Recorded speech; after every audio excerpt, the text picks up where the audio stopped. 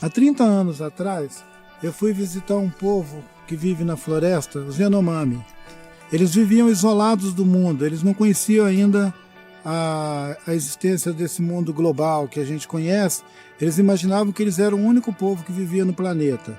Talvez existisse um ou outro índio ainda escondido na floresta, mas eles achavam que eles eram o povo da terra. Eles são os filhos de Omam, que é o criador do mundo, o criador da terra. E um amigo meu que estava começando a conversar assim com gente de fora do mundo dele me perguntou: é verdade que tem muita gente lá fora?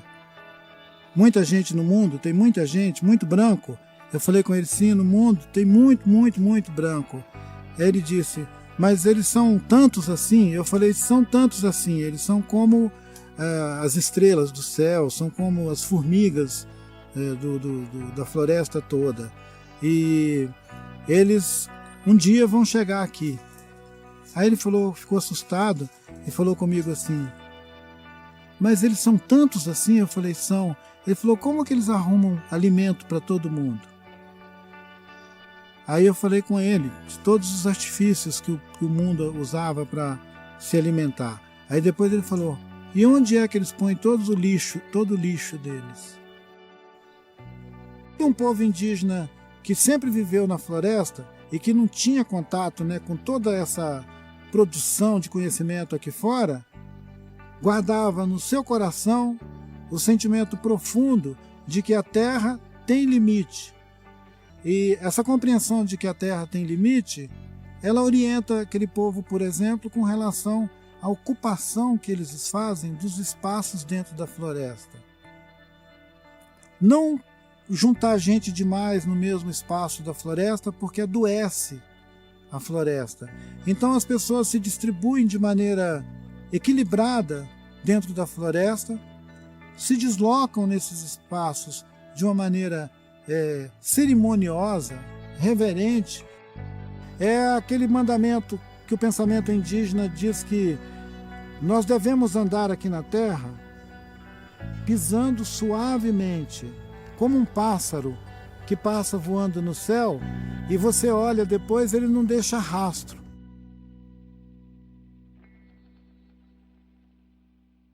Motumba Axé, meu populacho abençoado, aqui quem fala com vocês é o seu guerreirinho suburbano preferido. E hoje estamos aqui para falar sobre o aquecimento global, para a segunda parte, né, desse nosso audiodoc sobre o tema.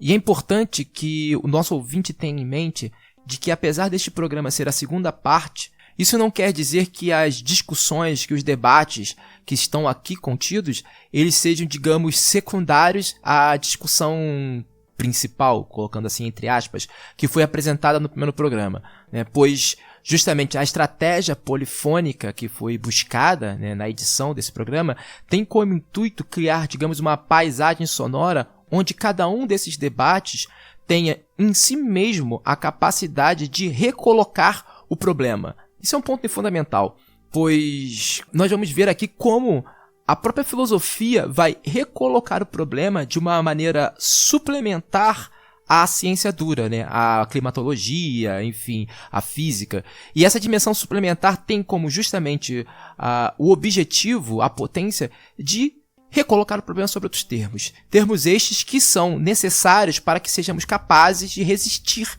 justamente a esse horizonte catastrófico que se desenha. E esse talvez seja o tema fundamental desse episódio. Como recolocar o problema de uma forma que nos permita resistir, né? Como recolocar essa discussão, como fazê-la sem sucumbir à tristeza, sem sucumbir ao desespero.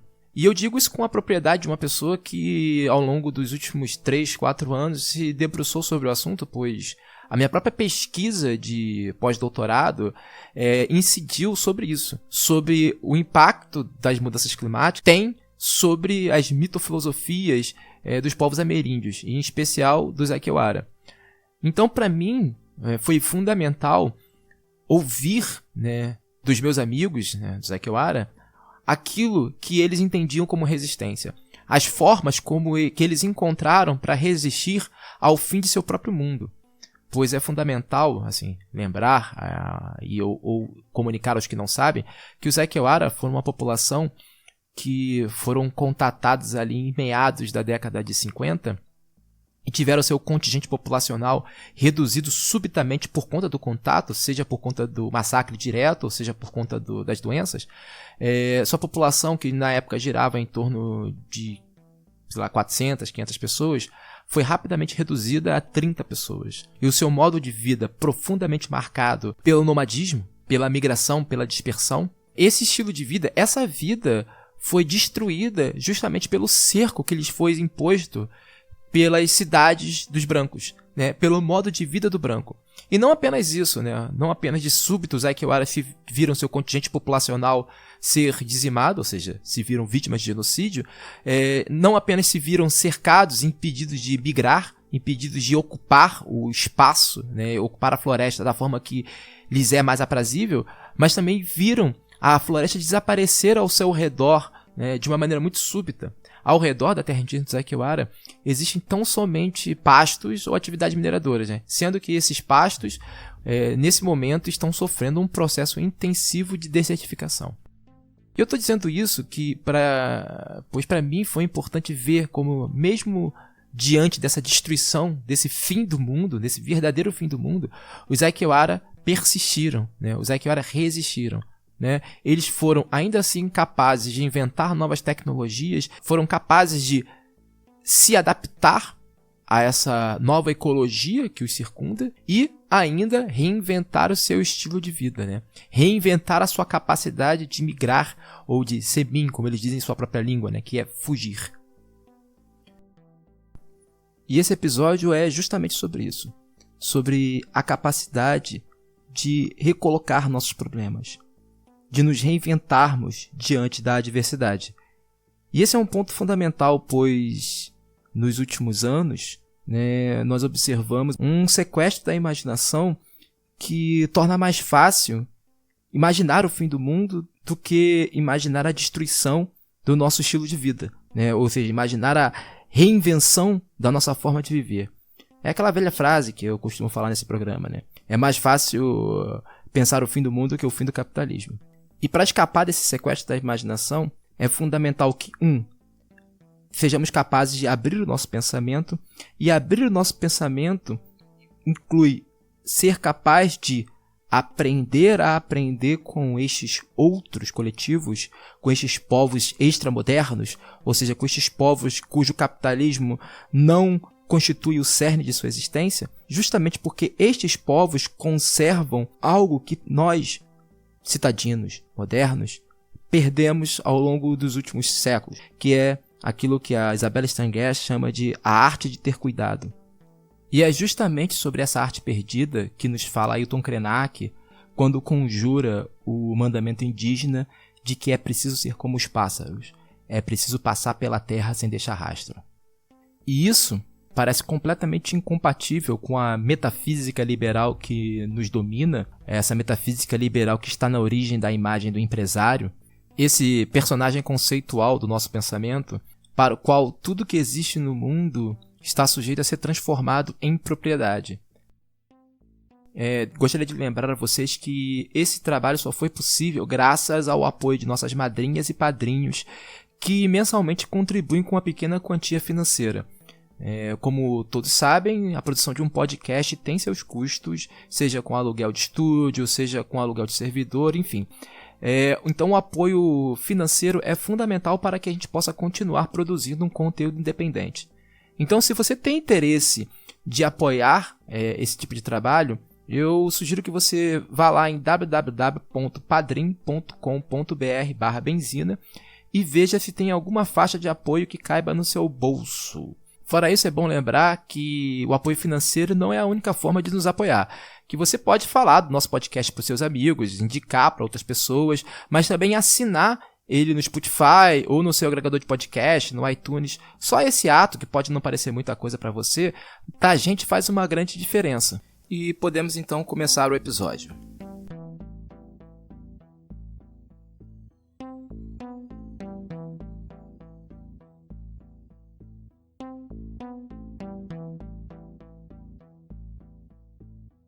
O nosso processo de recolocar o problema vai ter algumas etapas.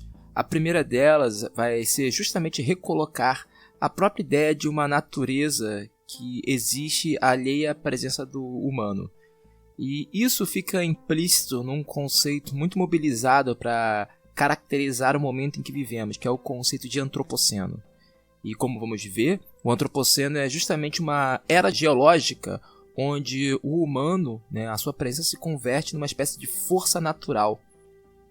E posteriormente esse conceito vai ser redobrado sob a forma de Gaia, que vai recolocar o próprio globo, a existência global da Terra, como um complexo sistema interagênico onde todos os seres que a compõem, sejam eles humanos ou não humanos, têm um papel, uma capacidade de influenciar toda essa cadeia, todo esse complexo sistema. E para essa discussão inicial teremos novamente a presença de Débora Danovski, doutora em filosofia e professora da PUC-Rio, e a Aline Costa, também doutora em filosofia.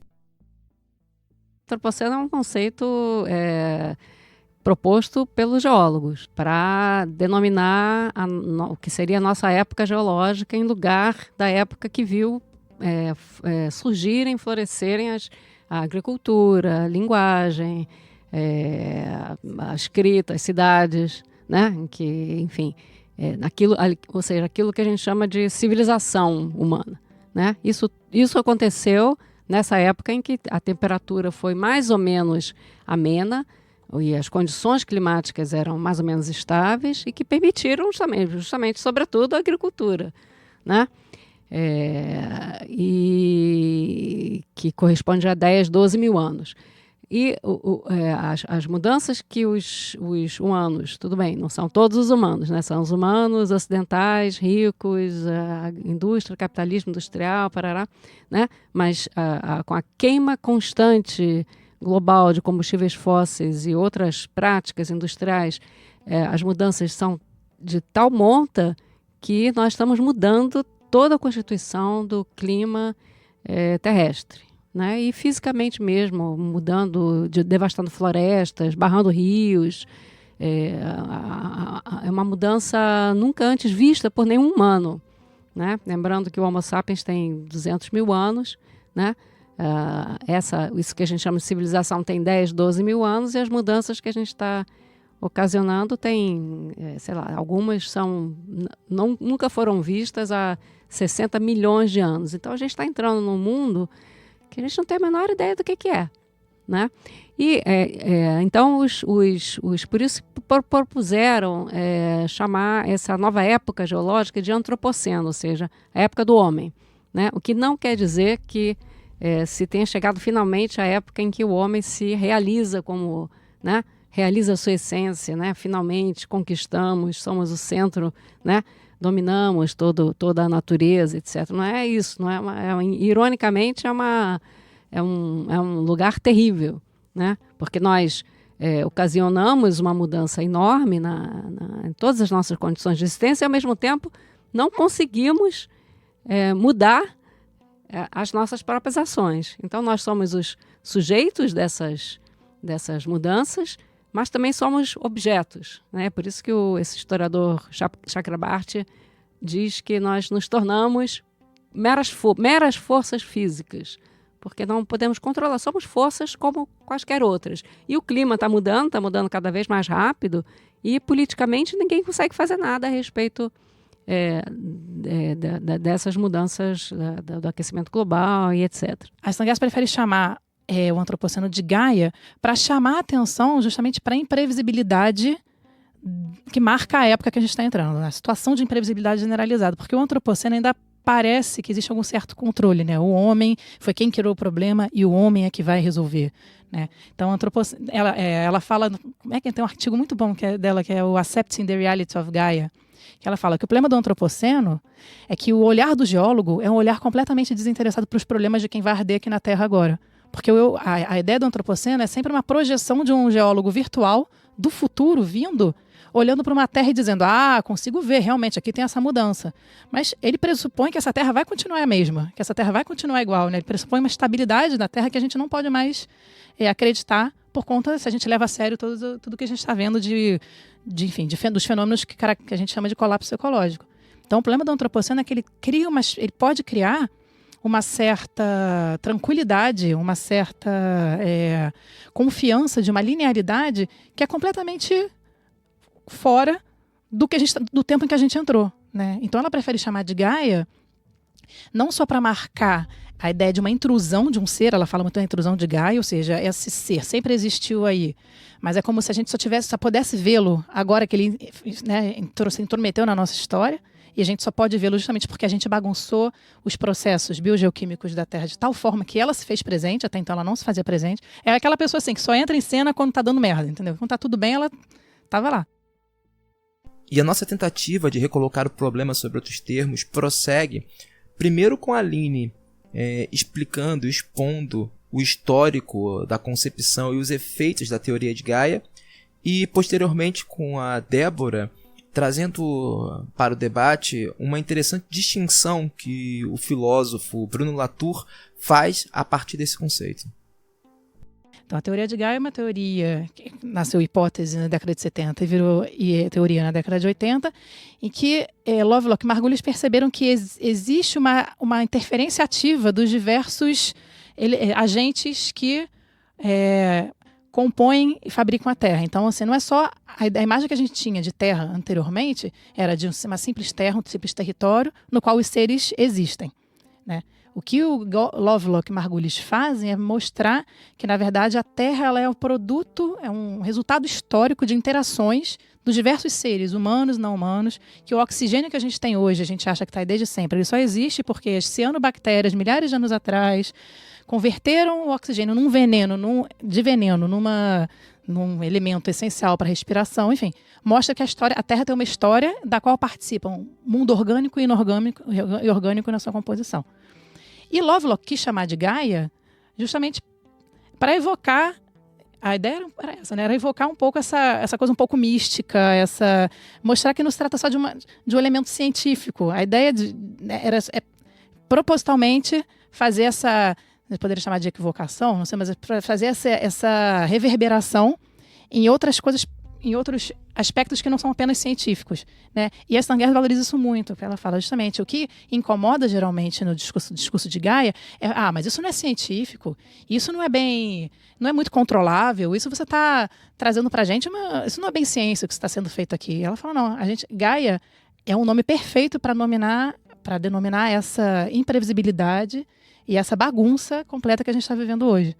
Então tem dois sentidos a ideia de Gaia aí, né? Que é essa, então, da intrusão de um ser no antropoceno. A Gaia é um ser que se faz presente na nossa vida, e também ela evoca essa bagunça que ela até fala, né? Que os acadêmicos adoram ficar debatendo se a culpa é do capitalismo, se a culpa é se é da sociedade industrial, do patriarcado e tal, muito seguros dentro das suas teorias, né? Se escondendo atrás das teorias e alheios à imensa bagunça que é essa que a gente está vivendo hoje.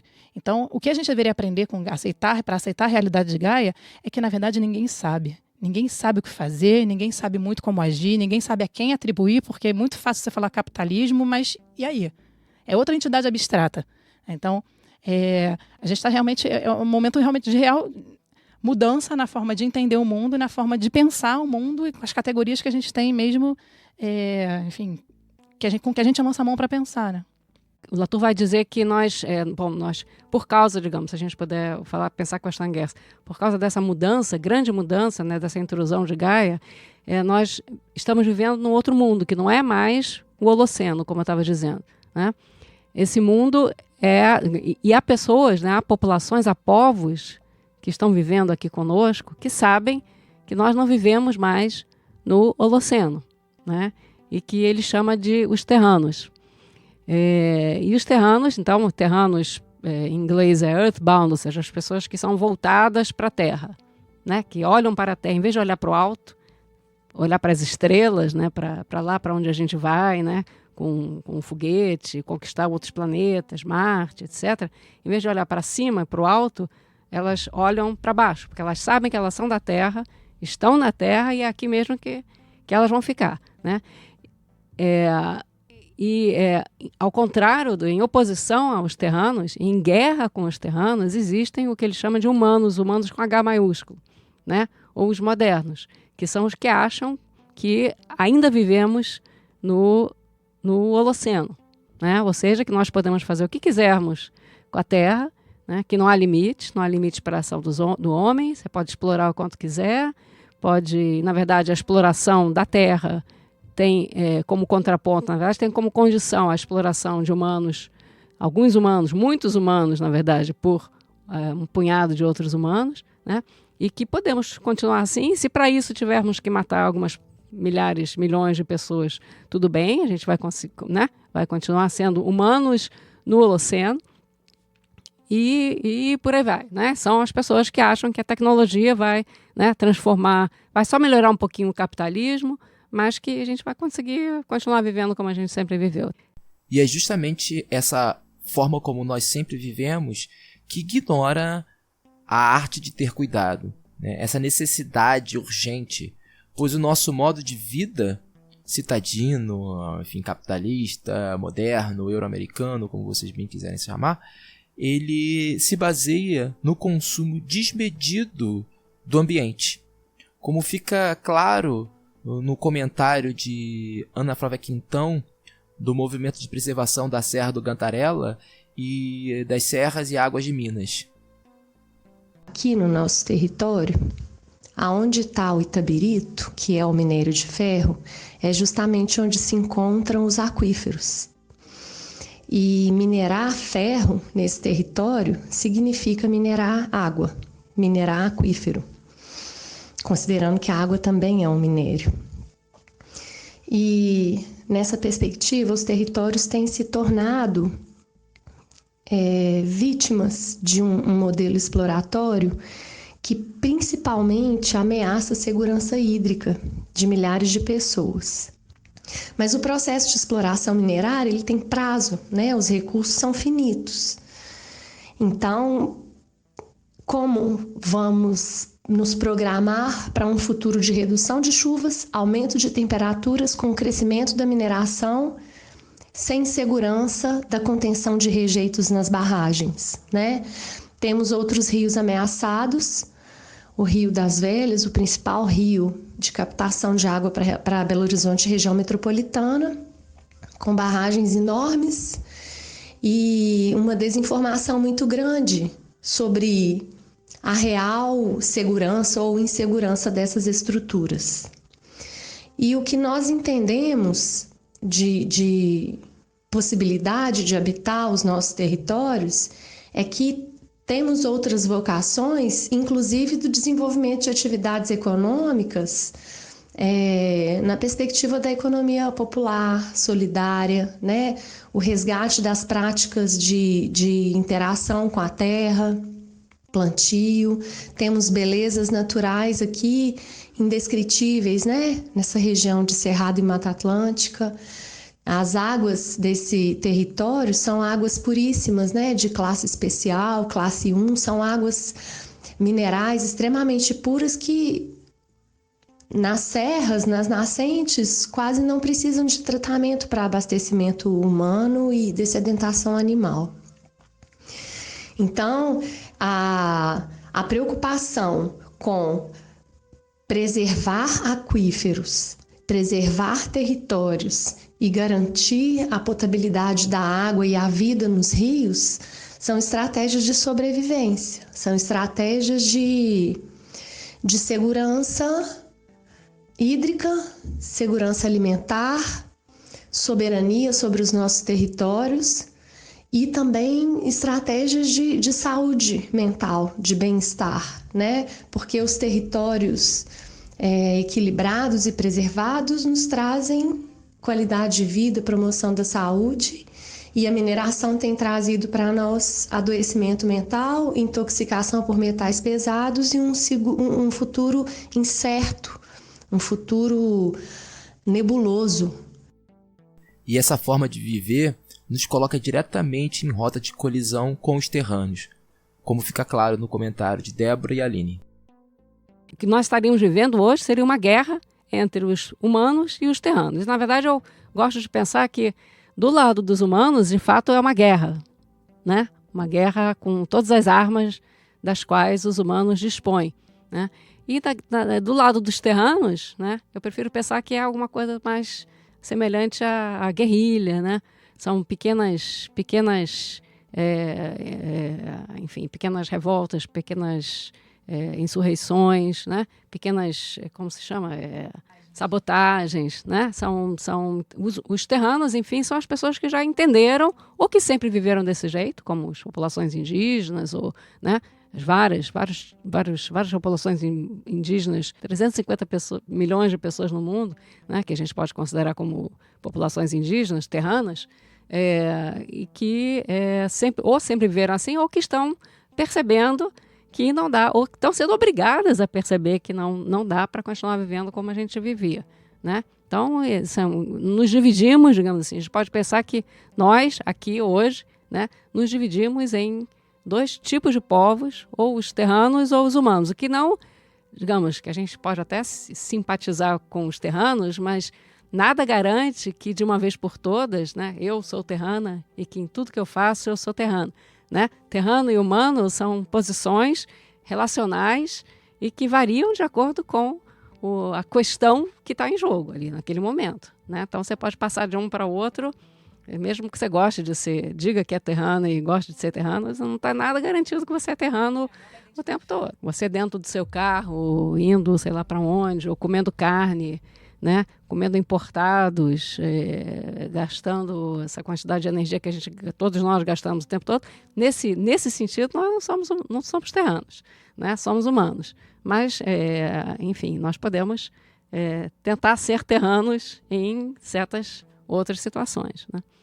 Talvez, inclusive, essa consciência de parar e pensar que talvez nós estejamos, nesse momento, agindo como humanos, né? Isso cria, evidentemente, um desconforto, né? E talvez uma das diferenças entre ser de esquerda e ser de direita é que, né, a esquerda normalmente, e talvez por isso a gente brigue tanto, né, mas normalmente vive no desconforto, ou seja, né, o fato de eu acreditar numa determinada ideia não garante, né, não tira de mim a responsabilidade de parar e pensar.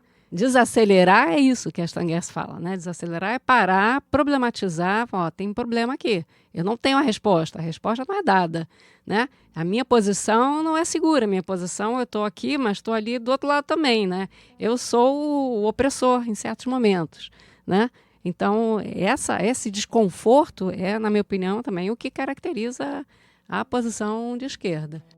A Stangers fala muito do conceito de hesitação, né? Aprender a hesitar, uma certa idiotia, que ela tira muito do Deleuze a ideia de pensar pelo meio, né? Que é isso mesmo, diante de uma situação, não chegar nela com soluções já prontas. É justamente entender as contradições e tentar pensar no meio delas, né? Stay with the trouble, né? Ficando com o problema, como a dona Haraway diz. O problema está aqui, não é um ato. Justamente isso é uma questão que também assola muito o ambientalismo, pelo menos a maneira que eu vejo. É muito impregnado de moralismo e de uma certa desejo de ascetismo, sabe? Não, mas eu estou acima disso. Não, estamos todos implicados. Existem uns mais responsáveis que os outros, sim. A Petrobras, a Shell, a JBS, a Monsanto são, sim, muito mais responsáveis. Não vou acreditar naquela calhordice de dizer somos todos responsáveis, né? Já diria o Deleuze sobre o Primo Levi. Não somos todos responsáveis, mas estamos todos implicados. Então, sim, entender como parte do problema e olhar as contradições sem necessariamente muito rapidamente querer descartá-las é uma forma de lidar e de criar maneiras de pensar o problema, maneiras criativas, maneiras que sejam mais inventivas, que não recorram às fórmulas já ditadas para a gente do que é ou não ser de direita ou de esquerda, ou ser terrano ou humano, né? Não se trata disso.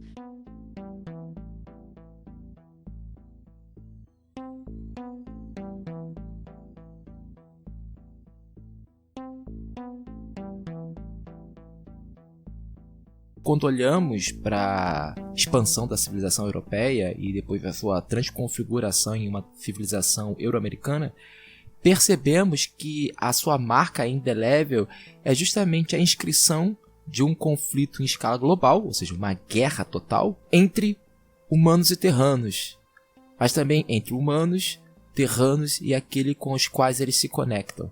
Há aqui no Brasil um desses casos bons para se pensar justamente esse conflito global, que é a colonização do Nordeste, no qual nós podemos ver de maneira cristalina os efeitos dessa guerra empreendida pelos humanos contra as populações nativas, contra os terranos. Há ainda uma torção, que é justamente a possibilidade de que populações humanas, vamos colocar assim, por conta daqueles que elas carregam, daquilo que elas encerram, sejam convertidas, transformadas em terranos, sejam convertidas em nativos. E quem nos conta essa história é Rondinelli Gomes Medeiros, doutorando em filosofia e morador do interior da Paraíba.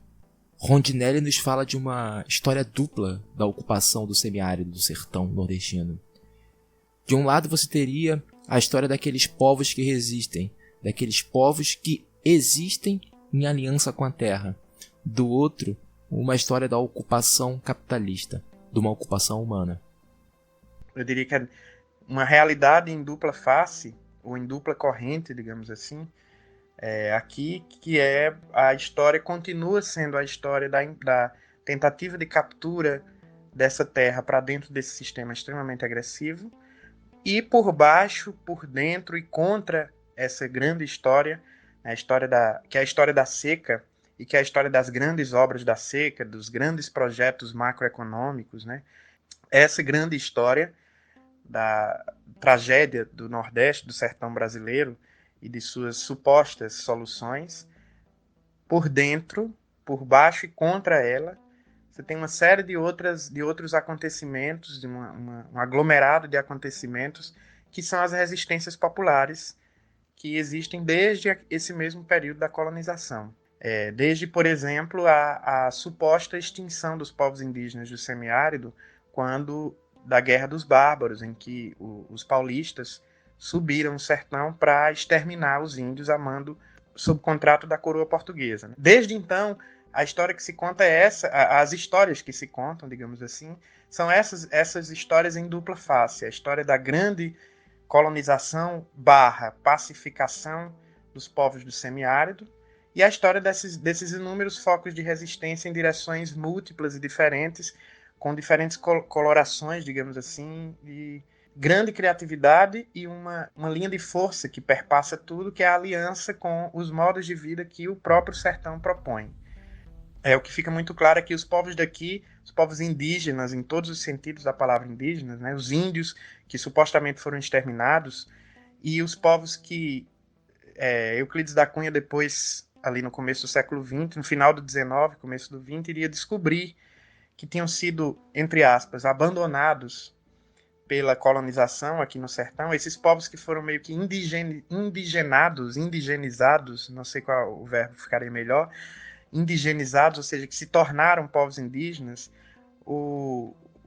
fica muito claro em toda essa história que o modus operandi deles, em contraposição e em oposição e como resistência a esse grande trator modernizante, industrializante, civilizante, que sempre quis se implantar aqui, o trator do capitalismo nascente, digamos assim, do capitalismo periférico, como se diz hoje.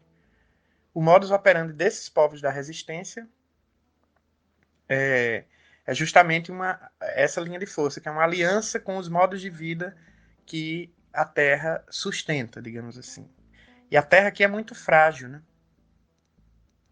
Acho que até tem um verso da música que o Caetano fez pro Torquato Neto, Cajuína, que eu acho que é uma tradução muito, muito viva do modo de vida do semiárido, né? Apenas a matéria-vida era tão fina.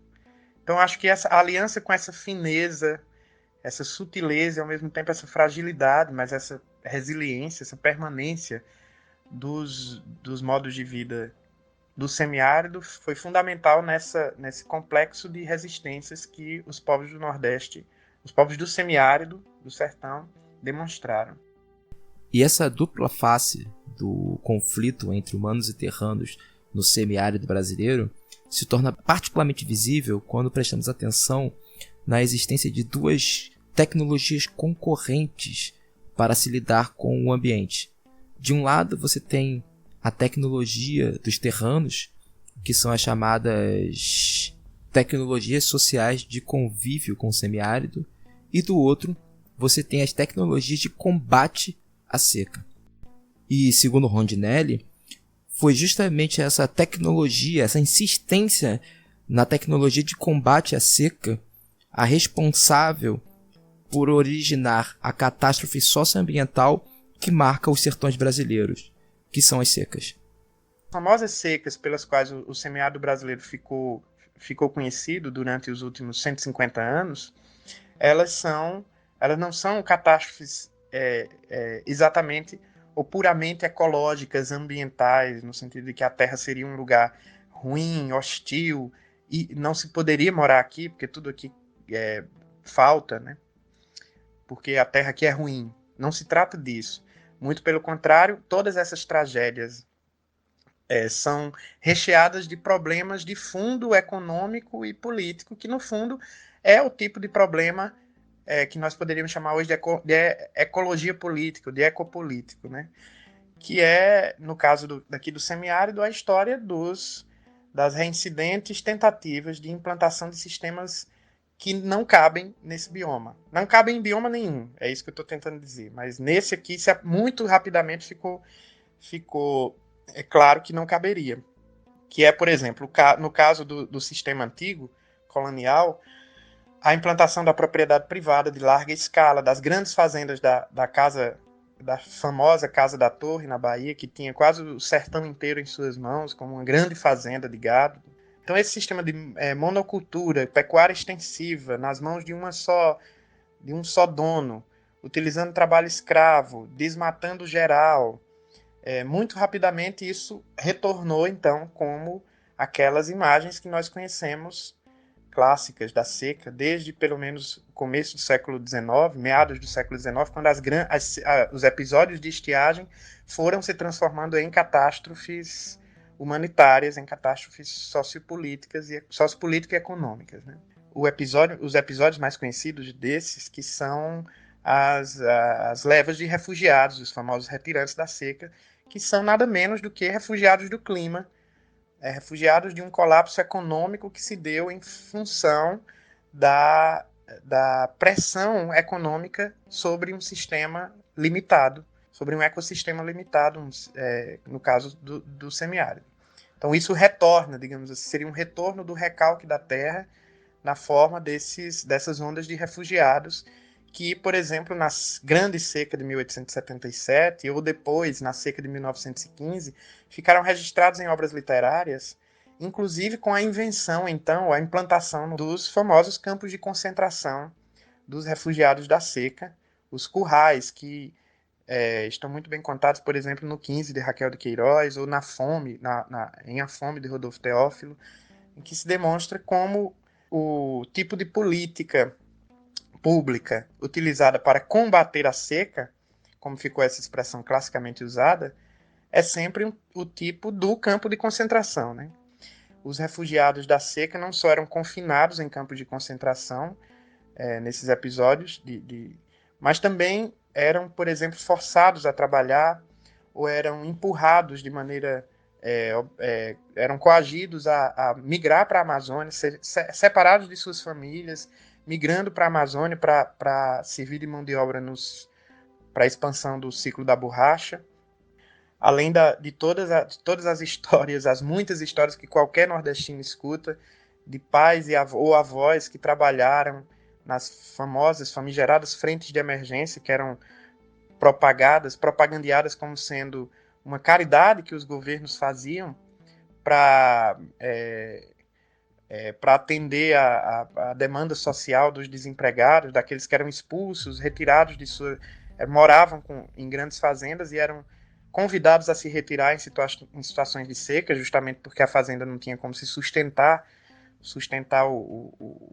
o sistema numa situação de estiagem prolongada. Essas pessoas eram retiradas das fazendas, as pessoas vagavam pelas pequenas cidades do Nordeste de então, e o governo então abria essas frentes de emergência que recrutava esses flagelados os retirantes da seca para trabalhar, porque não se pode deixar de trabalhar, né?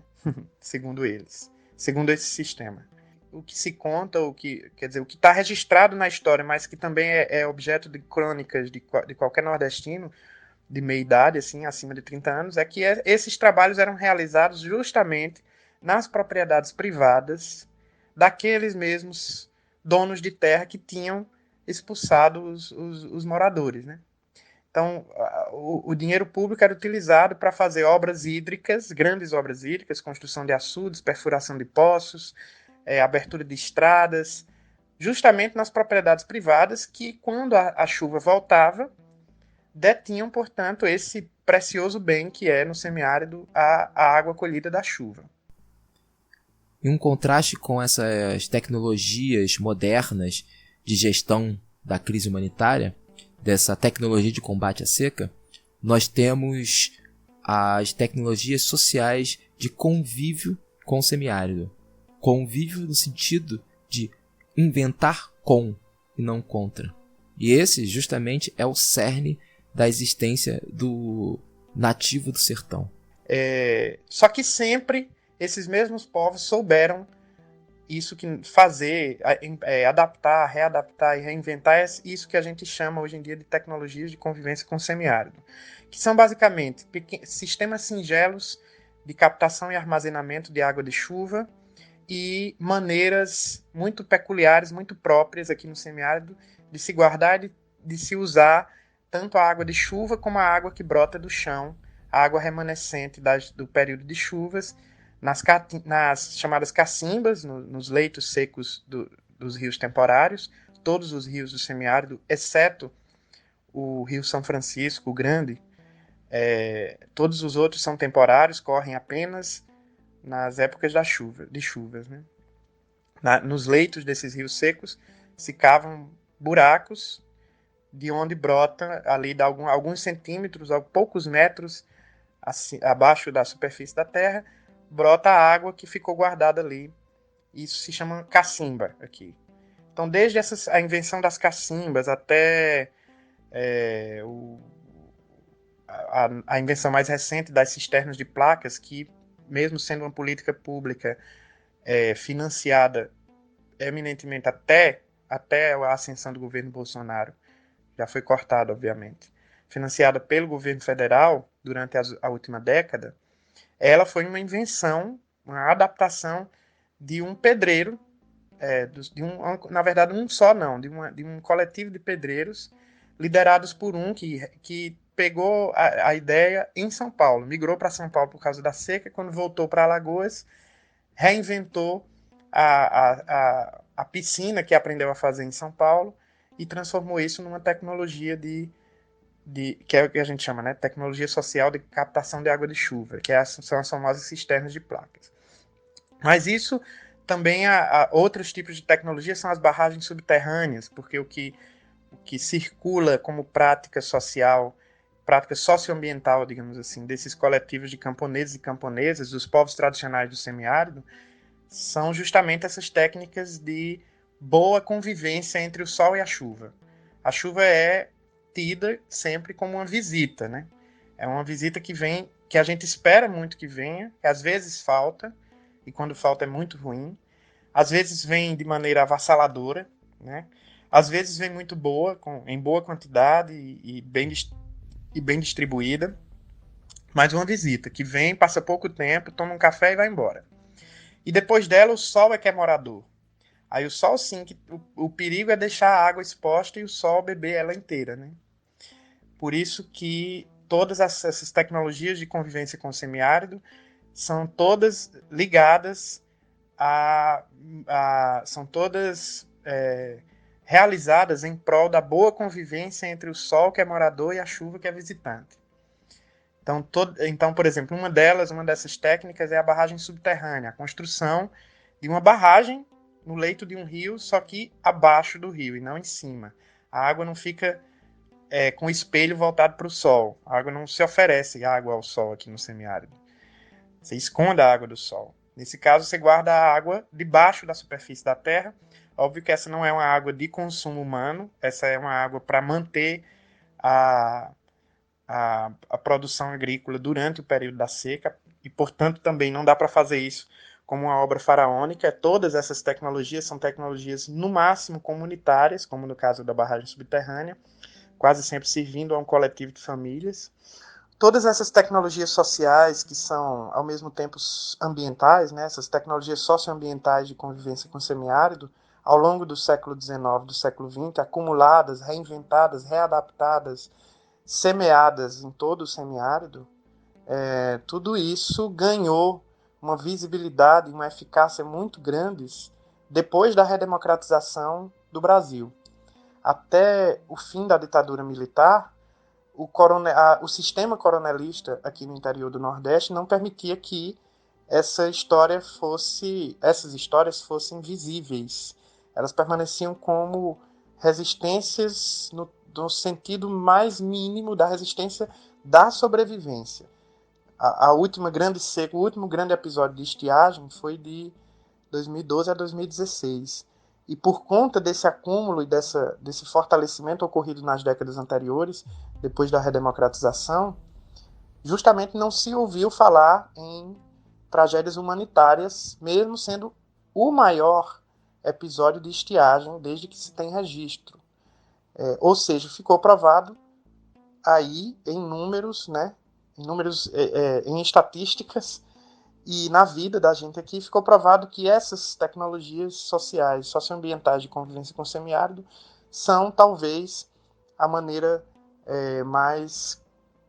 não é a mais fácil, são talvez as maneiras, os modos adequados de viver em um ecossistema ao mesmo tempo frágil e resiliente.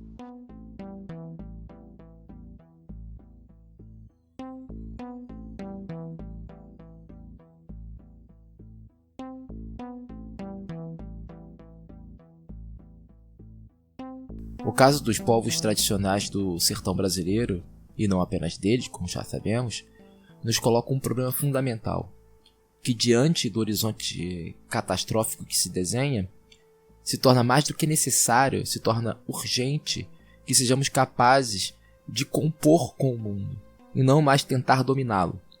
Isso significa produzir, se inventar com. Isso significa reinventar a nossa forma de vida, para que o fim do mundo, o chamado fim do mundo, seja apenas o fim desse mundo, do mundo dos humanos, do mundo do capitalismo. De fato, fim do que a gente está chamando de fim do mundo é o fim do nosso mundo. É todo mundo passar a viver como vivem os pobres né? Os que a gente achava que estavam fora do nosso mundo. Nosso mundo é o mundo moderno, né? Desenvolvido, com tecnologia na ponta do dedo, que usa muita energia. E esse mundo não vai dar, né? Então esse mundo vai acabar, tenho certeza, sim, porque é uma questão de... é impossível, fisicamente impossível. O que não quer dizer que o mundo inteiro, que o mundo vai acabar, pronto, acabou, fim de história, né? Um dia vai acabar, mas não vai ser agora. E não vai ser igual para todo mundo, né?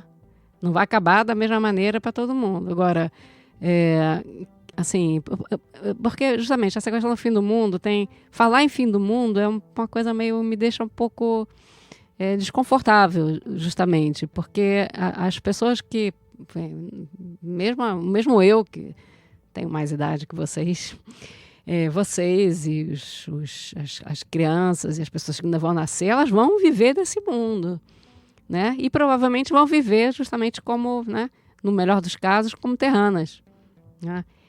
Como os índios vivem, ou como as populações, enfim, que são mais pobres e que têm que se virar, vivem. Então, o mundo não acabou para elas, né? Então, e você pensar que é o fim do mundo, me deixa desconfortável por isso, porque é como se estivesse negando o fato de que o mundo é um mundo para essas pessoas, né? Então, é com essas pessoas que a gente tem que se aliar, né? Com as pessoas que já vivem num mundo diferente do nosso, né? Cujo mundo... Mas o problema é o seguinte, isso por um lado. Por outro lado, tem um sentido sim falar em fim do mundo, porque essas mudanças a que a gente está se referindo, né, mudança climática, colapso climático, colapso ecológico, elas são, como a gente não temos medo à toa, né? Não estamos falando, tentando amedrontar ou inventando uma coisa abstrata, elas são reais, então vai ficar ruim para todo mundo, mesmo para as populações indígenas que sobreviveram à colonização, para todo mundo que teve que se adaptar, viver de uma outra forma. Mesmo para elas vai ser muito difícil viver. Então, se fosse um meteoro, né, caindo na Terra hoje, agora, e que destruísse tudo, essas seriam as pessoas mais capazes de se adaptar, né, e de inventar uma nova maneira de viver. Mas não vai atingir da mesma maneira todo mundo, né? Mas vai atingir todo mundo. Então, não tem como escapar. Realmente não tem como escapar. Então, o que você tem que viver, né, procurando encontrar novas maneiras, fazer novas alianças, né? O que você faz se você não tem energia elétrica, por exemplo? Né? Para a gente a gente não né? Tem aquelas coisas das quais a gente não quer abrir mão. Não, isso eu não posso abrir mão. Isso eu não posso abrir mão. Isso eu não vou abrir mão. Né? Não quero, não vou, não posso, não vou. Né? Mas a gente vai ter que abrir mão de muita coisa. Né? E a coisa é fazer isso de tal maneira que a gente queira afirmar uma maneira, né, sendo um pouco nietzschiana aqui, queira afirmar essa maneira, esse modo de vida que não precise dessas outras, né, desse aparato tecnológico, energético, de exploração, de submissão das outras pessoas. Né? Não vai dar. E a gente vai ter muita sorte se conseguir viver como os índios ou como... Né? Isso é o melhor dos casos, digamos assim. E esse evento não demanda apenas uma nova forma de se relacionar com o mundo, né? De inventar a própria vida com o mundo, não contra ele, mas também uma nova forma de se relacionar com esses outros povos, estes que no começo da modernidade foram justamente excluídos do ato de pensar a existência, desses cuja vida foi subsumida ao erro, ao equívoco, à crença. Pressupõe uma nova forma de compor alianças com os terranos. Isso não significa que tenhamos todos que do dia para a noite nos tornar indígenas ou ir viver no sertão brasileiro. Muito pelo contrário, isso significa que devemos olhar para esses povos e aprender com eles novas formas de existir e coexistir. Isso significa refundar a nossa vida aqui na cidade, experimentar outras formas de viver. E um exemplo desse tipo de relação quem me deu foi Gabriel Siqueira, mestre em administração, que tem como objeto de estudo ecovilas, e além de estudá-las, ele as cria. Gabriel me falou sobre uma metodologia, sobre uma tecnologia chamada CSA, Comunidade que Sustenta a Agricultura, onde, em termos muito gerais, um grupo de pessoas, um grupo de cidadãos se reúne para apoiar a produção, né, e consumir a produção de um grupo ou alguns pequenos agricultores. Esse tipo de relação da cidade com a sua periferia, ou seja, da cidade com o campo, cria uma resiliência em ambos os lados. Na cidade, produz uma vida mais saudável por via do consumo de alimentos sem agrotóxicos. Entre os agricultores, produz uma resiliência, pois, primeiro, liberta ele dos atravessadores. Segundo, pois, como ele já tem um consumo garantido, isso lhes permite planejar melhor a sua produção, inclusive protegendo-a dos eventos extremos, enfim, de chuvas e secas, que vão ser, infelizmente, cada vez mais comuns. E esse é um ponto interessante, pois cria uma solidariedade entre pessoas do campo e pessoas da cidade, formando assim uma comunidade. E mais uma vez recorrendo ao exemplo dos povos tradicionais do semiárido brasileiro, é justamente essa produção de laços comunitários, são essas tecnologias de convívio que vão nos proteger da gestão estatal da crise que se aproxima. Inclusive, existe um registro na literatura anarquista bastante interessante sobre esse tipo de experimento. Um livro chamado Avant Gardening, do Peter Lembar Wilson e do Bill Weinberg, sobre os jardins urbanos, os efeitos dos jardins urbanos, das hortas comunitárias em Nova York. Aqui no Brasil existe um exemplo bem interessante desse tipo de refundação comunitária pelo estímulo da pequena agricultura, dos jardins urbanos, que é o trabalho do Padre Ticão, na zona leste de São Paulo. Pelo nosso trabalho aqui de saúde preventiva em Hermelino Matarazzo, região leste de São Paulo, a periferia da cidade, nós estamos incentivando o plantio de árvores. Nós temos uma árvore maravilhosa chamada Moringa oleífera. É uma planta que veio da Índia, ela tem 92 nutrientes. É uma planta que todos podem ter em casa, num vaso, ou pode plantar no quintal, quem tiver espaço. Ela dá flores e dá vagens. Ela tem 92 nutrientes. E ajuda não só a saúde das pessoas que fazem uso do chá da moringa, do suco, do uso das suas flores, das suas vagens, mas é uma planta divina, porque esta planta, ela tira a contaminação dos terrenos, ela tem o potencial de descontaminar os terrenos. Se você tem um terreno contaminado no seu bairro, incentive o plantio da moringa. Por isso, plantem a moringa oleífera. Nós já distribuímos aqui 150 mil sementes e as crianças, os jovens, as famílias, toda a população está sendo motivada a ter. Quem tem um pé de moringa em casa tem uma farmácia de Deus. Nós também incentivamos o plantio do limão. O limão é ótimo para a saúde. Nós incentivamos também que uma planta chamada Ora Pro Nobis. Ela é chamada em Minas Gerais como a carne dos pobres. Ela é uma planta, quem tem anemia, ela serve para dezenas de situações de saúde. Incentivamos também o açafrão da terra, a cúrcuma. Na Índia é muito usado o açafrão da terra, a cúrcuma. E é por isso que na Índia o índice de Alzheimer é muito baixo por conta do uso do açafrão da terra. E, por fim, nós incentivamos muito a germinação de sementes e grãos. Por exemplo, tem a germinação do broto do feijão, principalmente em restaurantes japoneses, orientais, né? Eu tenho assim uma certeza, uma luz, que o futuro da humanidade vai passar a sua alimentação para fugir do agrotóxico, para fugir de todas essas pesticidas que se colocam nos alimentos.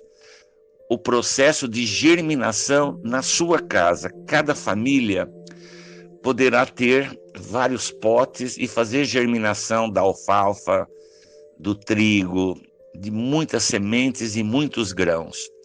É uma alimentação super saudável a alimentação da germinação de sementes e grãos. Enfim, a refundação comunitária por meio de uma nova forma de se alimentar, uma nova forma de produzir alimentos, é apenas um dos caminhos possíveis para se produzir resiliência diante do cenário que se desenha. Obviamente, esse programa não tem como intuito oferecer respostas prontas. Ele tem como seu objetivo trazer um problema e recolocá-lo. E creio que o objetivo foi, de certa maneira, concluído, uma vez que nosso problema, que no episódio anterior parecia inescapável, agora soa mais como uma oportunidade de refundarmos a nossa vida social. E fazer isso de uma maneira que não tenha como objetivo transformar a vida ou o mundo em objetos, em propriedades. Reinventar a nossa forma de vida levando em conta a arte de ter cuidado. E é isso, pessoal. Lembrem-se, nunca foi sorte, sempre foi Exu.